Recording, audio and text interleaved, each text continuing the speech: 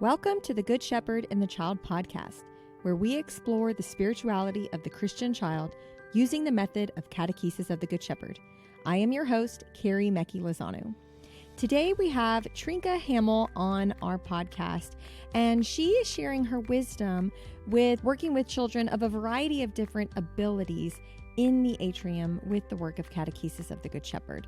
She gave me many different articles and resources to read through ahead of time, and they were chock full of really beautiful and amazing information on this specific subject. So I'm going to include those in our show notes for you. So if you would like to dive into this subject even deeper, feel free to look into those resources. We would like to hear what you think about the podcast, what we're doing well, what we can improve on, some topics that you would like to learn about or to hear about.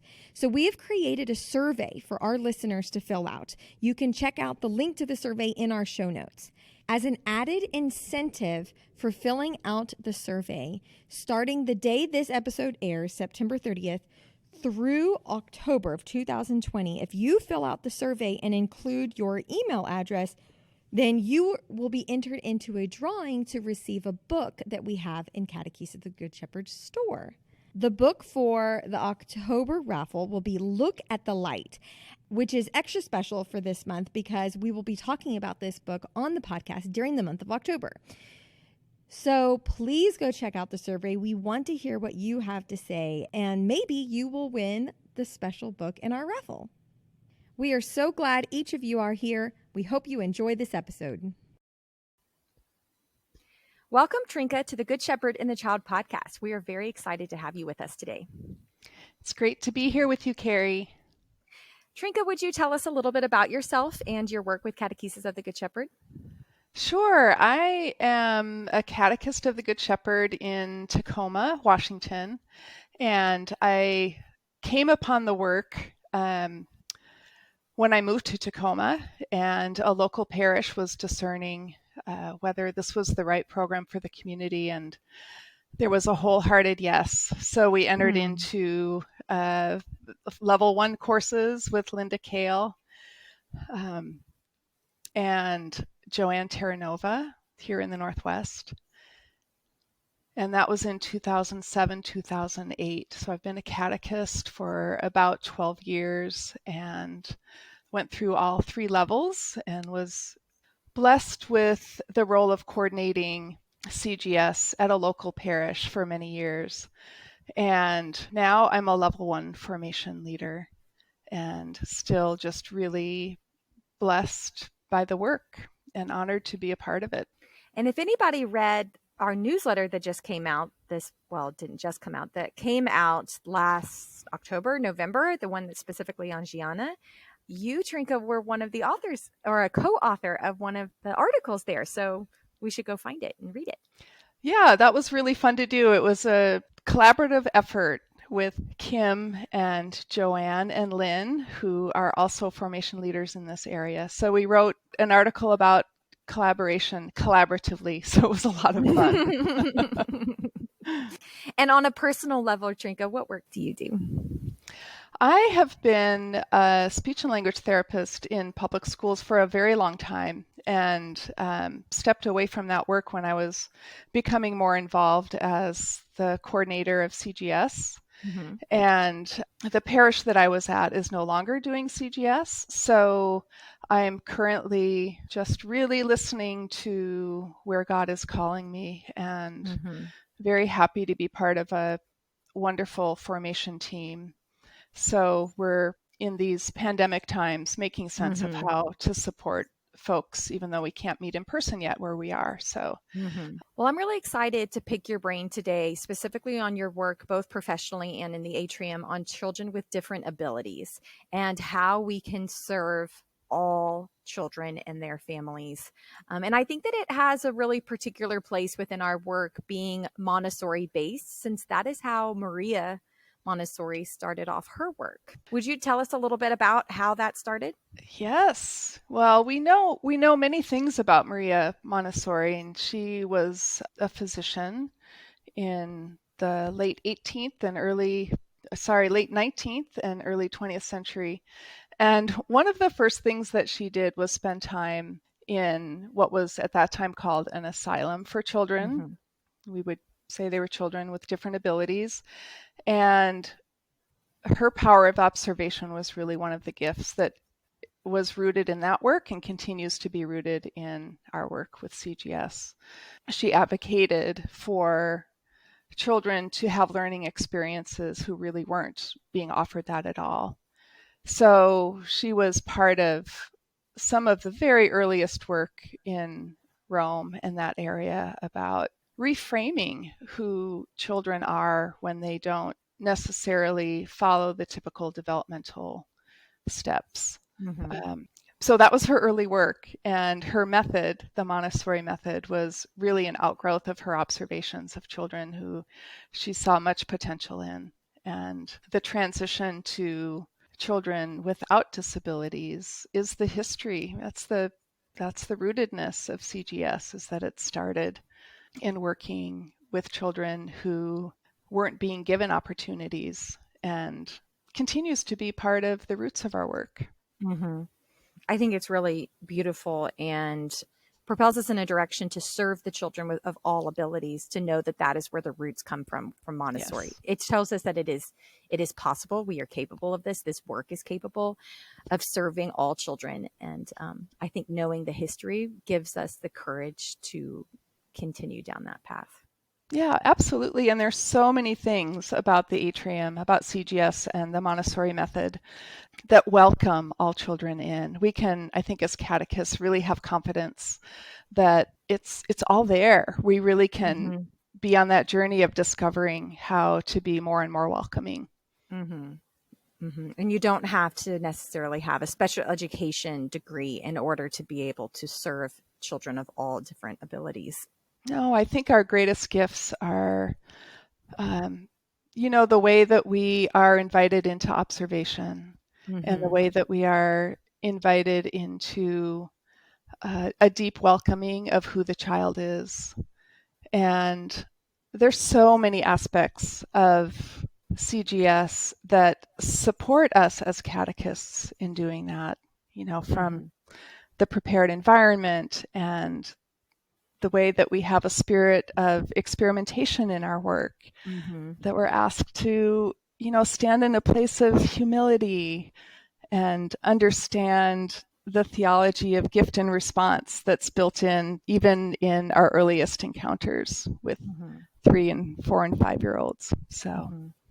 And also the idea of following the child, I think, makes it so perfect for children of all different abilities, because it allows the children to show us how God is speaking to them at that moment and the needs that they have at that moment or that day or that time in their life, rather than us have an agenda for what we think that they need to know or do at this time.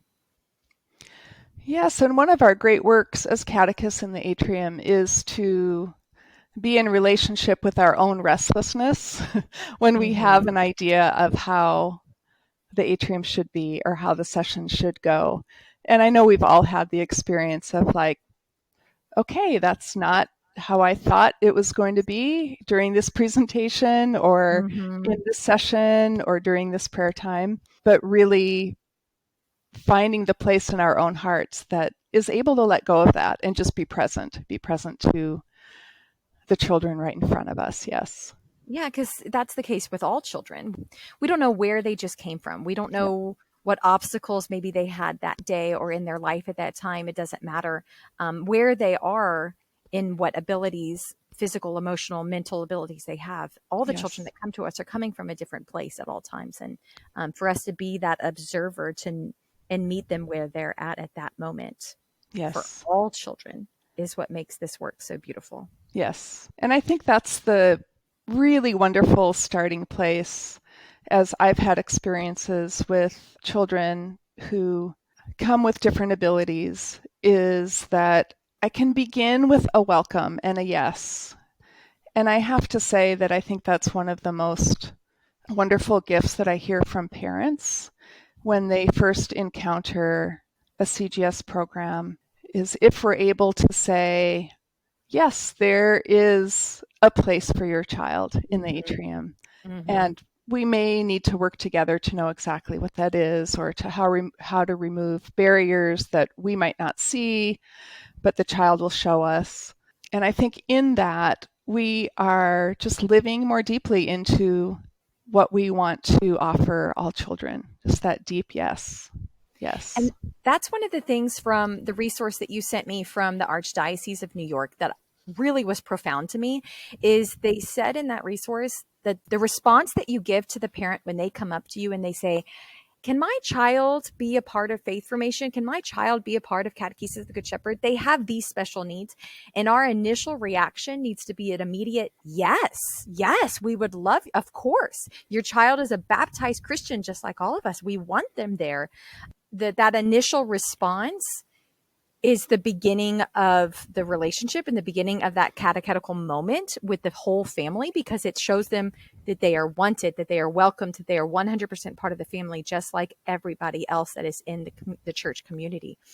And that really stuck out to me, that idea, this welcoming, this immediate response of, yes, of course, yes, let's talk, let's figure out how it's going to work, but yes, of course. Yeah, I love that you used the word family there, Carrie, because I think, sometimes as catechists are managing kind of the framework of schooling, and it's part of our work to kind of peel that away. Because I think when we're welcoming children into the atrium, the image of the family is much more appropriate. Mm-hmm. So when as catechists, we might have some pause about, how will I make sure that a child who is deaf, or a child who has autism, or a child who has Down syndrome, how will I make that work? Certainly, the experiences of special education can support us. I think the framework of the family is just the place where I go. It's like, well, this is the family. This is the parish family. This is now the atrium family. And we'll figure it out. Mm-hmm. And it's a beautiful opportunity for us to model the God of inclusion at that moment. Like if you look at Jesus and all the stories of life, he included everybody, whether they were sinners or saints or poor or rich or disabled or not. Jesus was a God of inclusion. And we as catechists or parents or friends or just other members of the church, we are modeling that God of inclusion to the family, who probably naturally feels on the outside or naturally feels excluded just because of the dynamics of their family. Yeah, I think one of the profound experiences that we had in our CGS program was we were being called by a number of parents to consider offering an atrium experience for older youth and young adults with disabilities who had not been able to continue their faith formation once they hit a certain age, and it became more difficult to include them in the way that we usually think about it. And so we experimented with this, what we called a level 4 atrium, and just invited families to come with their older youth and young adults. And, it really was just in the spirit of opening the atrium doors and saying, your child, who may be an older youth, a young adult, can bring their whole selves into this space. And we don't know what it will look like. We don't know what it will sound like. We don't know how long it will last. We don't know what materials will serve or not serve, but just being able to say, let's do this. And I think one of the really deep experiences that families had was that it was a time to just let go of that sense of exclusion, that sense of, will my child disrupt someone else's prayer? Will my child not fit in? And just to really relax into a space where there weren't any have-tos. There was just exploration together. I love that y'all took a stance of experimenting with this, and we're open to all the different variations of it. So like how you said that how long it would last. So, it might not last an hour and a half, 2 hours, like some atria time would be, but just being open to all the different varieties and experimenting and your willingness to do that. That's exactly, I think, what Maria and Sophia and Gianna taught us, is that experimental model that we're supposed to stand with all children of God. Yes, they're great inspirations for that. Just knowing like how many materials were sitting in the closet that they thought would serve the child and just didn't. So through careful observation. And we found that in this, what we call level 4 atrium, the communal prayer time was just universally loved by all of us. And it looked different than it does in a level 1, 2, or 3 atrium. And yeah, I just recall there was one young woman who did not use verbal language, but would just beam. So we had this practice of passing around a basket with different crosses in it, and each person would just choose one to hold during the prayer time. And we would sometimes just be sitting in silence and hear this joyful giggle. And I don't know that any of us could put words to that. And it was just that gift of sometimes we don't have words. And here's a young person, a young adult, reminding us of that sometimes response is just this bubbling up joy. And that can be true at any age. What a beautiful gift that they gave you, that this young woman gave you, to show that gift of joy and essentiality that we talk about, that, her just holding the cross gave her such joy that she wanted to giggle. What a beautiful testimony that is. It is beautiful. And it reminds me, there's a whole section of theology. It's relatively new on disability, the theology of disability. And some of the images that come out of that are just beautiful. And one of them is of, disability not as a tool to coming to know God more deeply, but as a pathway, this idea that what we call disability is really something any of us could experience at any parts of our lives. We are born into a condition of being just hugely vulnerable as babies, just as Jesus was. But that we have this reminder that our brokenness or our vulnerabilities, or maybe the best way to say it is like our limitations, is what leads us to the cross and to the resurrection. So I think that's definitely an experience that I feel I was gifted with in this experimental level 4 atrium. Yeah, for sure. Our limitations are gifts in some ways because they are avenues in which to help us grow closer to God. Like Jesus on the cross, his brokenness, there was a purpose to it. There was a glorifying gift that comes from that. And even if when you look at Jesus post-resurrection, that he still has the wounds in his hands and feet, like he didn't erase the brokenness. There is value there. And I think that this helps us understand that there is a value in each of our own limitations, like what you were just saying, that they are not to be erased, or they are not to be considered inferior, but there is value there that's to help us point to heaven and help us to get to heaven. Yeah, and I think, in Luke, Jesus actually says to the disciples, come and look at my hands, look at my feet, almost as a way of saying, you will know me in these wounds. You will know me in the way that I was human, almost as though Jesus is granting the power for us to be able to make peace with the vulnerable nature of our own lives. Yes. And, we don't know everyone's experience, every child's experience of disability. It's not to say that it's a gift to become closer to God, because there can be real suffering and real pain and real sorrow in living a life with disability or having a child with disabilities. But I think it's an avenue into helping all of us understand how to break open our sense that there are those who are human in the right way, and then there are those who are human in a way that is somehow not fully human. And I think that's the image that we're asked to just completely break through. Mm-hmm. And the other part of the theology of disability is interdependence of God and the interdependence of all of us, including those with disabilities. Would you speak into that as well? Yeah, there's a wonderful line of theology of disability that is written about particularly by a man named Hans Reinders. And he speaks about being in relationship with adults who are profoundly limited by an inability to speak or maybe even move on their own.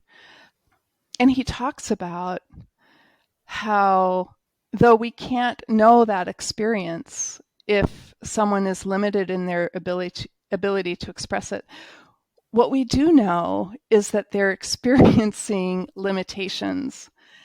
And in that, they're experiencing that posture of receiving. Mm-hmm. So they have to be connected to others, to help with just the tasks of daily living. It reminds me of the presentation that we do in the Atrium around baptism, where we're just naming these gifts, the gifts that we can smell and see and feel and hear. And it's almost as though all of the sacraments are inviting us into this posture of receiving, and that's what brings us closer to God and brings us into a place where we can then respond to that. Mm-hmm. So, yeah, just the notion that there's something deeply spiritual about the experience of needing to rely on one another. And, of course, the image of the true vine comes up with that. It's like, that's, we're intended to be connected. Mm-hmm. We're intended to need to receive the sap before there can be any fruit in how we respond. Mm-hmm. And if you look at the world around us that God created, he imprinted interdependence into everything. Like, we are dependent on the world for life, and each aspect of our environment is interdependent on each other. And even when you look at Jesus's life, he was interdependent in, he could have chosen to be born as a human, or come to the world as a human, but God chose for him to come as a baby, or in his dependence on Mary, and to be born and to be fed and to grow up. And it's just that idea of interdependence is imprinted. And I think that our culture kind of pushes or encourages dependence, and God wants us to be interdependent. And I think all of us at different times in our life are forced for that interdependence, like you were talking about, Trinka. But children with special needs, or adults with special needs, show us that there is beauty and value there as well in being dependent on other people. Yeah, it's like so many images that were offered in the parables remind us that being small is a gift, and that growing is a gift, and that all the ways that it takes collaboration to be in the world, that's what we're created for. Mm-hmm. So I think of, especially in level 1, when we are exploring with the child their deep desire to be independent, help me do it by myself. Mm-hmm. Even in that request, there is the notion of interdependence, right? Yeah. It's like, I can't create my own dignity in being able to spoon beans from one bowl to another unless you show me how. Mm-hmm. And in that is that beautiful model of how, we may be asked to be in the world. And it also reminds me of the whole idea of normalization, the Montessori framework for when we can kind of tell a child has become deeply comfortable in a learning community space. And I have to say, Carrie, when I was learning about Montessori and learning about CGS, that word really bothered me because I kind of read it as this invitation to become one certain kind of learner that we could call normal.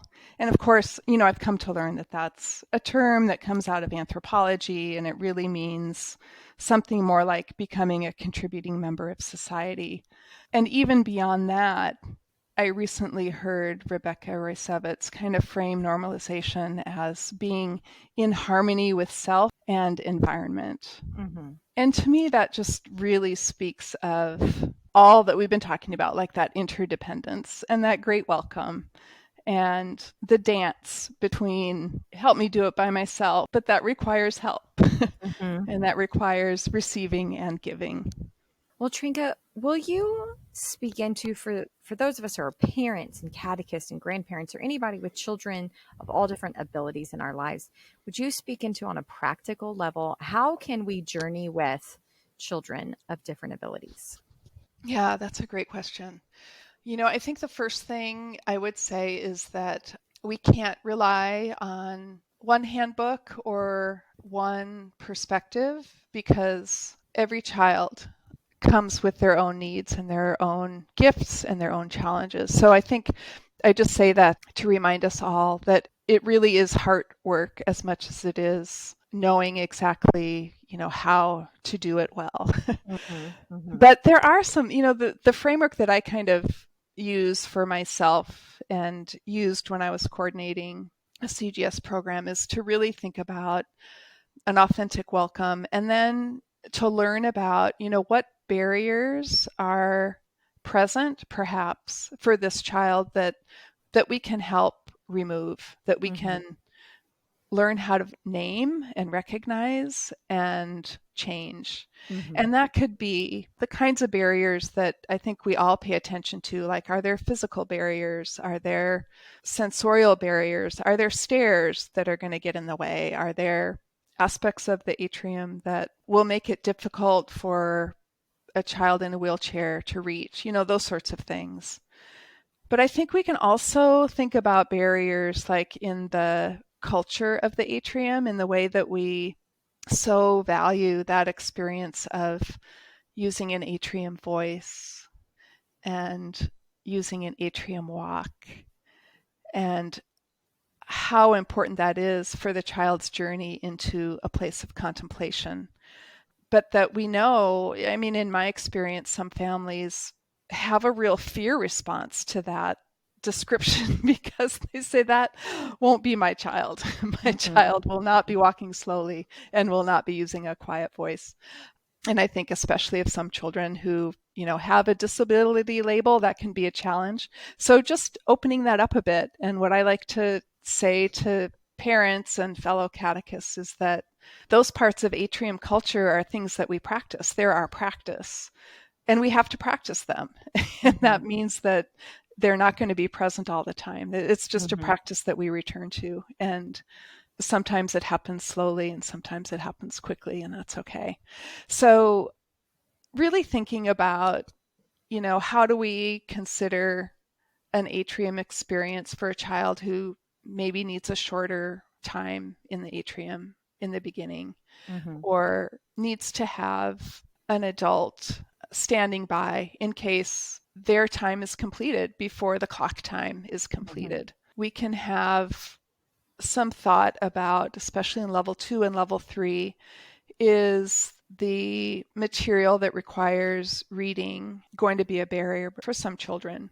And just how to frame that in the atrium, because it's never a requirement that children read or write, but it does come up. And so to just make it a free choice, if we're, sharing scripture in the prayer corner, that it's always okay to say no thank you, or it's always okay to read with a partner, or it's always okay to ask to practice what I'm going to read beforehand. Those things I think we naturally do.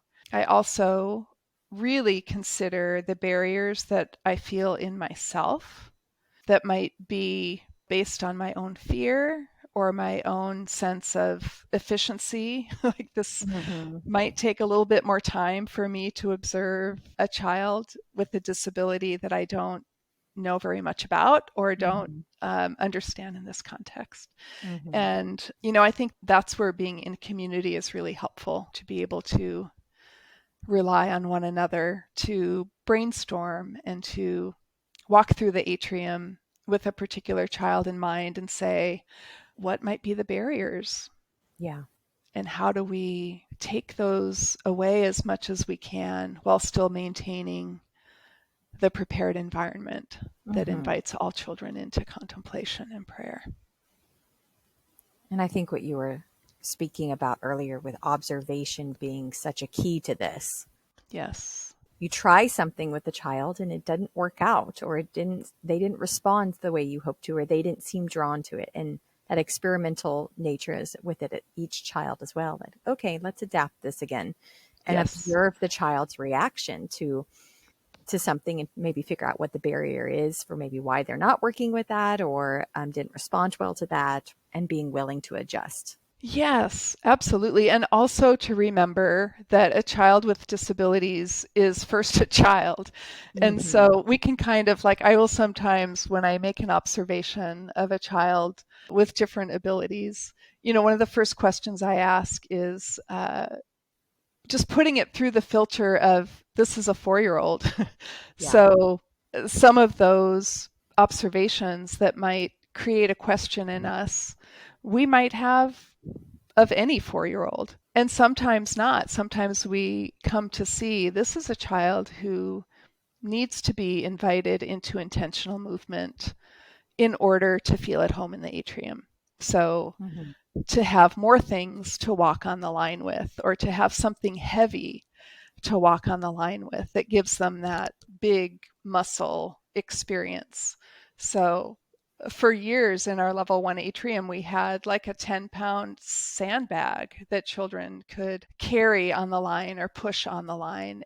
And we did that to serve a particular child. But what we found is that some other children really benefited from that as well. And Trinka, what about when you have a child who is not having a good day or having just some moments that are becoming more disruptive to the rest of the class? Yeah, and that could be any child, right? Right, exactly. So I think that's the first layer for me, is if that experience is happening with a child with disabilities, is to rely on all the ways that respond to any child in that situation.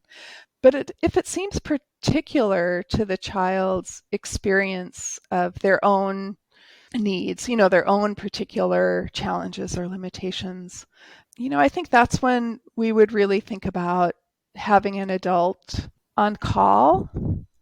And instead of saying to the adult, your child is disruptive in the atrium, so we need you, come and get her or come and get him. I think the way that I would want to frame that and experience it is to say, we are wanting every child's experience in the atrium to be as whole and complete as possible. And if your child has had that experience before 10:15, when it's time to leave the atrium, we want to honor that in that child. And then we want to ask ourselves, what are the signals the child is giving us before it becomes a disruption? That they're saying, I'm finished, I'm complete. It's time for me to take this experience and, move into the next part of my day.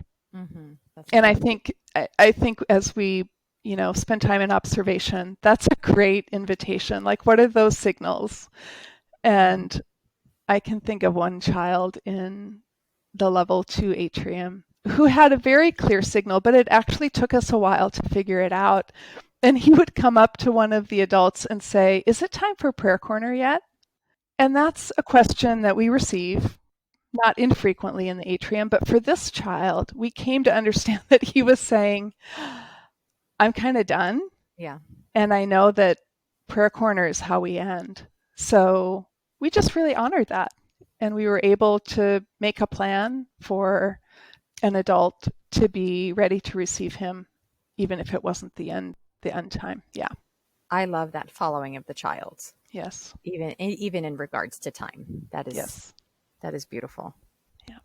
And some children, even it looks different. Like I think all of us have experienced, like we're doing the presentation of the Good Shepherd, and you have one child who's 5 feet away from everybody else, or 10 feet away from everybody else, or laying on the ground, or rolling, or whatever.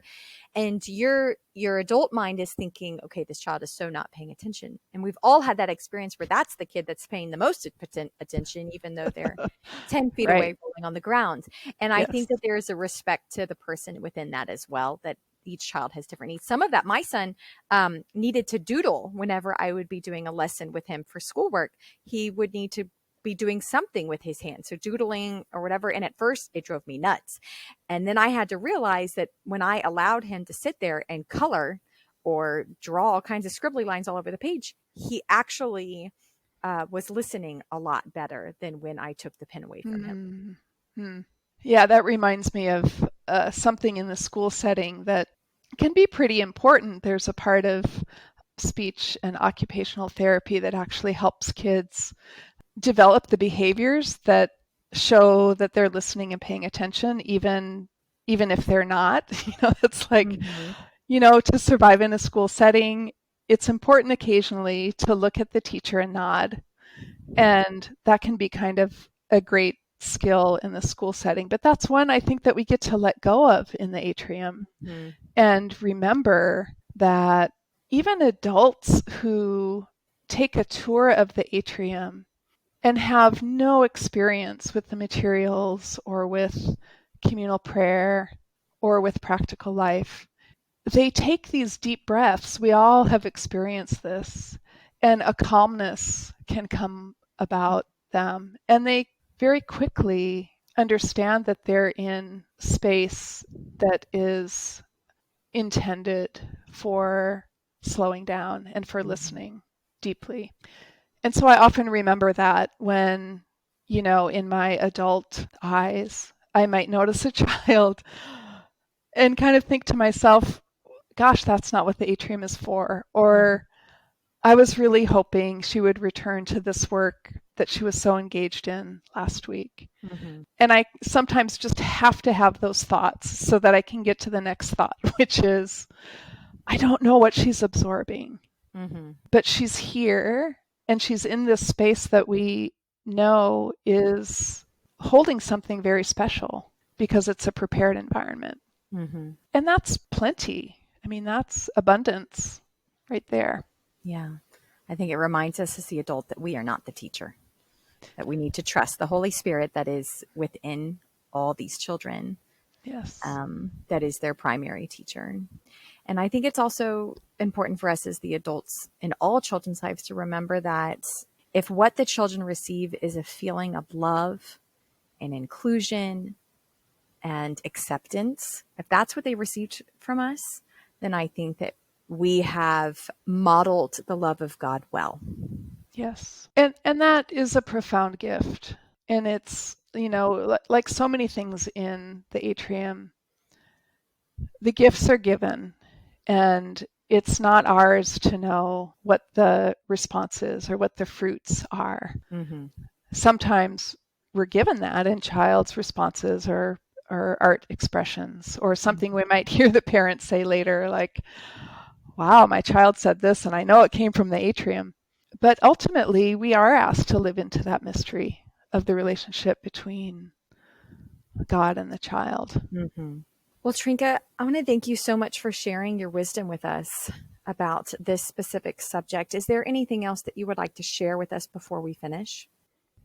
Carrie, I think I just really want to invite everyone in this work, catechists and assistants, and what some call, if there's a child who needs just some extra support, inviting in someone in the role of being a loving presence, which is just a beautiful framing. It didn't come from me. All of us who are holding the container of the atrium, to just feel the power of relying on one another as catechists, assistants, loving presences, relying on families to help us understand what the barriers might be for their child, just to bring that humility that we all value so much as catechists into that welcome as well, and to rely on one another, to ask questions, to bounce ideas off of. There are no experts. There's just those who are experimenting and listening and observing. So yes. Yeah. Well, thank you so much, Trinka, for sharing with us. And thank you so much for your work with the children in the Atrium, especially with your level 4 experimental Atrium. Carrie, it's been so wonderful to talk with you today. I've really enjoyed it. Thank you. I have also. Thank you, Trinka. Thank you all for listening. Please check out our show notes for more resources about everything that Trinka and I were talking about, especially the theology of disability and the New York Diocese document about serving special needs children in our religious education programs. Also, please consider taking the survey. It should only take a few minutes. The link to that survey is in the show notes, and maybe you will win our October book raffle. The Good Shepherd and the Child podcast is sponsored by the United States Association of Catechesis of the Good Shepherd. We would like to thank all our contributing members because you are making this podcast possible. If you would like to become a member or to learn more about Catechesis of the Good Shepherd, please go to cgsusa.org. Thank you all for listening. We will see you in 2 weeks. Go and fall more deeply in love with God.